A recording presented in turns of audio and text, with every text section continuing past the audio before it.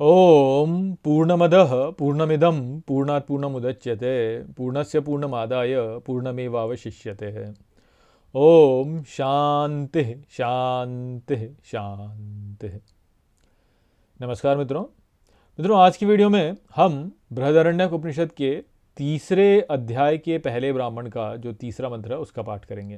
तो आइए देखते हैं कि ये मंत्र क्या कहता है। तो जो मंत्र वह कहता है, याज्ञवल्क्य इति होवाच, अर्थात याज्ञवल्क्य को इस प्रकार से कहा, यद इदम सर्वम मृत्युनाप्तम, अर्थात जो यहाँ सब मृत्यु को प्राप्त है, सर्वम मृत्युन आभिपन्नम, अर्थात सब मृत्यु के घेरे में है, केन यजमानो मृत्योर आप्तिम अतिमुच्यत, अर्थात किसके द्वारा यजमान मृत्यु के घेरे से मुक्त होता है। इति, यहाँ पे इति से जो अर्थ होता है वो वैसे ही होता है कि ये बात जो है ये याज्ञवल्क्य को अश्वल ने कही, और अब याज्ञवल्क्य क्या उत्तर दे रहे हैं वो। तो मैं यहाँ पे उसका अनुवाद आपको पूरी तरह से दे रहा हूँ। मैं आपको ये बोलूँगा कि इति आते ही समझ लीजिए कि याज्ञवल्क्य ने इस प्रकार कहा। तो याज्ञवल्क्य ने क्या कहा वो आगे बताया जाता है। होत ऋत्विज अग्निना वाचा, अर्थात बलि का बलिदान होता है अग्नि और वाक द्वारा। वाग्वई यज्ञस्य होता, अर्थात वाक ही यज्ञ में बलि होती है। तद येयम वाक सो वयम अग्नि, अर्थात वह जो वाक है वह अग्नि है। स होता, अर्थात वह बलि है। स मुक्ति, अर्थात वह मुक्ति है। सा अतिमुक्ति, अर्थात वह महान मुक्ति है। तो यहाँ पर जो है अश्वल जो है उन्होंने अपना प्रश्न आरंभ किया। तो उन्होंने बोला कि याज्ञवल्क्य से कहा कि जो यहाँ पे सब मृत्यु को प्राप्त है और सब मृत्यु के घेरे में है, तो किसके द्वारा है जो यजमान जो है मृत्यु के घेरे से मुक्त हो पाए। तब जो है याज्ञवल्क्य ने कहा कि वाक जो है वह ही यज्ञ में बलि होती है, और वह जो वाक है वह अग्नि है। तो वह ही बलि है, वह ही मुक्ति है, वह ही महान मुक्ति है। और होता शब्द का उपयोग किया गया, यानी बलि या बलि देने वाला दोनों ही, आप इस प्रकार समझिए इसको, क्योंकि होता बोला गया है, होत और होता इस प्रकार से। तो होत ऋत्विज अग्निना वाचा बोला, और वही होता भी है, अर्थात बलि जो है और जो बलिदान देने वाला है वो एक ही है, और वो वाक है, और वह ही अग्नि भी है। ये यहाँ पे बताया गया है। तो इसको अब कैसे समझा जाए। तो यहाँ पे देखिए, इस जगत में चारों ओर मृत्यु ही मृत्यु है। ये बात तो बिल्कुल ठीक है, ये तो समझ में आती है। और मृत्यु क्यों है यहाँ पे? क्योंकि जो भी यहाँ पे उत्पन्न होता है वह नष्ट होता है। ये जो जगत है इसका स्वभाव ही ऐसा है कि यहाँ पर सब कुछ जो है वह बिखराव, या सब कुछ जो है वह विघटन की ओर ही जाता है। आप कुछ भी यहाँ पे बना लीजिए, जैसे ही आप उसको बनाते हैं उसके पश्चात जो है उसका विघटन होना आरंभ हो जाता है। आप अच्छा घर बना लीजिए तो घर जो है थोड़े समय में टूटने लगेगा। आप अपने शरीर को देख लीजिए, आपका शरीर जो है वह धीरे धीरे धीरे धीरे धीरे धीरे नष्ट होता चला जाता है। फूल पुष्पों को देख लीजिए, पुष्प खिलते हैं और फिर जो है कुमला जाते हैं। सभी कुछ ऐसा ही होता है। वृक्ष उगेगा फिर वह नष्ट हो जाएगा। बड़े बड़े राष्ट्र खड़े होते हैं, बड़े बड़े सभ्यताएं खड़ी होती हैं जो सब नष्ट हो जाती हैं। धार्मिक संप्रदाय खड़े होते हैं, वह नष्ट हो जाते हैं। तो जो भी उत्पन्न होता है वह नाश को जाता ही है। तो ये जो जगत है, इस जगत में तो सब कुछ मृत्यु ही है, सब कुछ मृत्यु ही है। और ये जो मृत्यु है इससे बचने का क्या क्या मार्ग है, वह जो है अश्वल पूछते हैं कि भाई जब सब कुछ यहाँ पे मृत्यु से है तो कैसे ऐसा हो कि यजमान जो है वह मृत्यु से अपने आप को मुक्त कर सके। तो यहाँ पे याज्ञवल्क्य कहते हैं कि वो जो है वह बलि है। बलि देने से जो है अपने आप को मुक्त किया जा सकता है। होत से जो है अपने आप को मुक्त किया जा सकता है। तो उन्होंने बोला कि जो वाक वाक और अग्नि है उसके द्वारा ही होत प्रदान किया जाता है। बलिदान जो होता है वह वाक और अग्नि के द्वारा ही होता है। और वाक और अग्नि के द्वारा होने से जो है उसमें होता यही है कि वाक ही जो है वह ही यज्ञ में बलि होती है।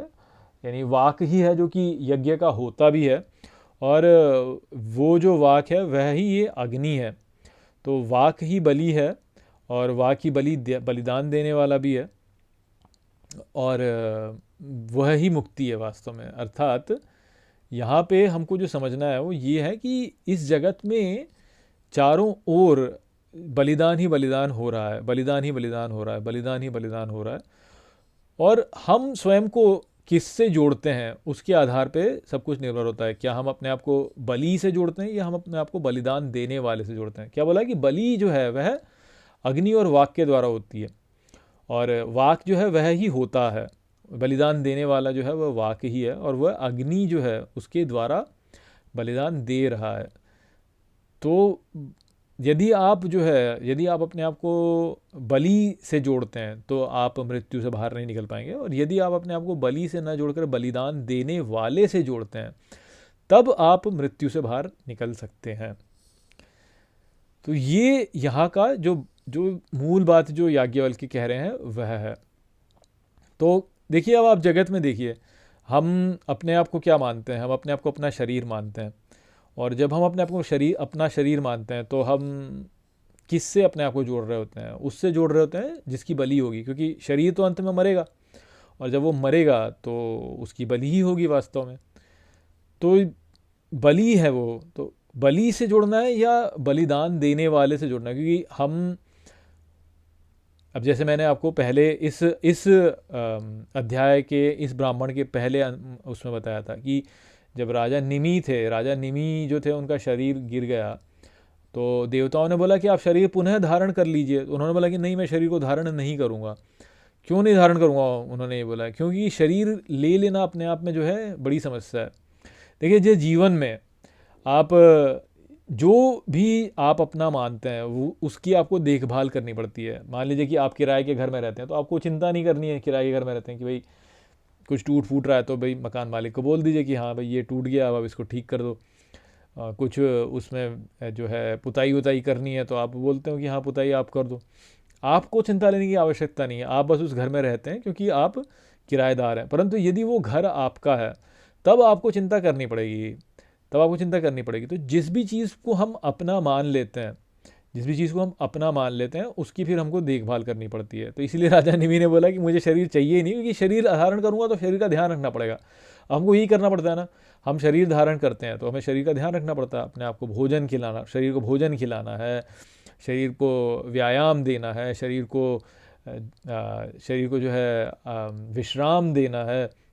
क्या क्या नहीं करते, और शरीर के लिए इतना प्रयास करते हैं, शरीर को सजातना है, शरीर को स्वच्छ रखना है, और बदले में शरीर क्या करता है? शरीर क्या देता है हमको वास्तव में? बदले में क्या देता है? कुछ भी नहीं देता वास्तव में। अब आप सोचिए कि शरीर में थोड़ा सा कुछ हो जाए तो बैठ जाता है बिल्कुल। और शरीर जो है वह, आप शरीर को इतना कुछ देते हैं परंतु थोड़ा सा कुछ हो जाए तो शरीर आपके लिए कोई बलिदान नहीं करता, शरीर कोई बलिदान नहीं करता। तो शरीर जो है उसका बलिदान होता है, शरीर बलिदान नहीं करता है। पर शरीर को बलिदान करने वाले हम हैं, तो हम अपने शरीर का बलिदान कर सकते हैं। तो इस प्रकार से जब हम बलिदान करते हैं तो हमारी जो अवस्था होती है वह शरीर में नहीं रहती है, या किसी भी चीज़ को अपना मानने में नहीं रहती है।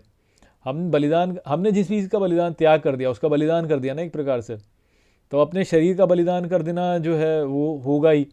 या बहुत कुछ बलिदान, हम जो भी कुछ हम अपना मानते हैं जब हम उसको देते हैं तो वो एक बलिदान ही है ना। जैसे कहते हैं ना, कन्यादान का बहुत महत्व होता है, कन्यादान का बड़ा पुण्य होता है। क्यों होता है? क्योंकि कन्या को अपना माना था, अब उसका दान कर दिया तो वो दूसरे की हो गई। तो वो इस प्रकार से दान का महत्व क्यों है? दान का महत्व इसीलिए है क्योंकि हम बलिदान कर देते हैं, जो हम दान दे देते हैं उसका हमने बलिदान कर दिया।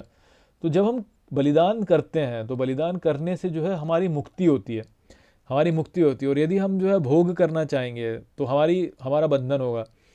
तो इस प्रकार से बलिदान का बहुत बड़ा महत्व होता है, और इस बलिदान के द्वारा ही जो है हम अपने स्वरूप को जान सकते हैं। अन्यथा हम अपने स्वरूप को जान नहीं पाएंगे, भोग में ही लगे रहेंगे।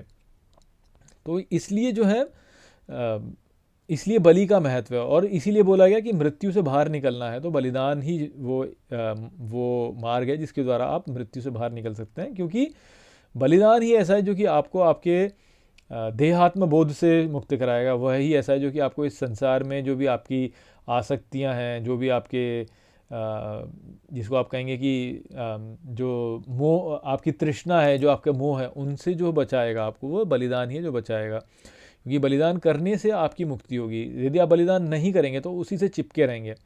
संसार में हर वस्तु से यदि आप चिपकेंगे संसार में तो सब कुछ यहाँ पे नष्ट होने वाला ही है, तो जब आप उससे चिपकेंगे तो आप मृत्यु को ही जाएंगे। और यदि आप उसको त्याग देंगे तो उससे मुक्त हो जाएंगे तो अपने स्वरूप में स्थित हो जाएंगे तो अमरता को जाएंगे। तो इसलिए यहाँ पे ये बोला जा रहा है कि बलि जो होती है वह वाक और अग्नि के द्वारा होती है, और वाक जो है वह ही होता है। और क्योंकि वो होता है और वह ही वास्तव में अग्नि भी है, वह जो वाक है वह ही अग्नि है और वह ही बलि भी है, वह ही होता भी है।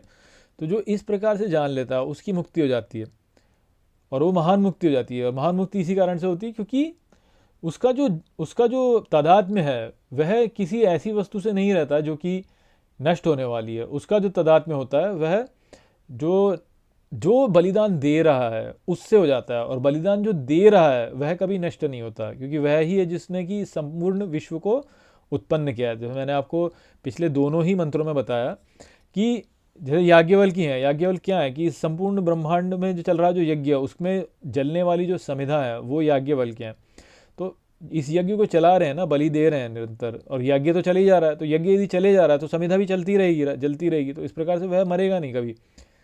तो जो इसीलिए तो जो है हम क्या बोलते हैं, लक्ष्मी देवी माता को क्या बोलते हैं कि जल रही हैं। भगवान शिव को क्या बोलते हैं, तपंतम ज्वलंतम बोलते हैं ना। जैसे शिवाष्टकम में क्या बोला उनको, तप रहे हैं, जल रहे हैं वास्तव में।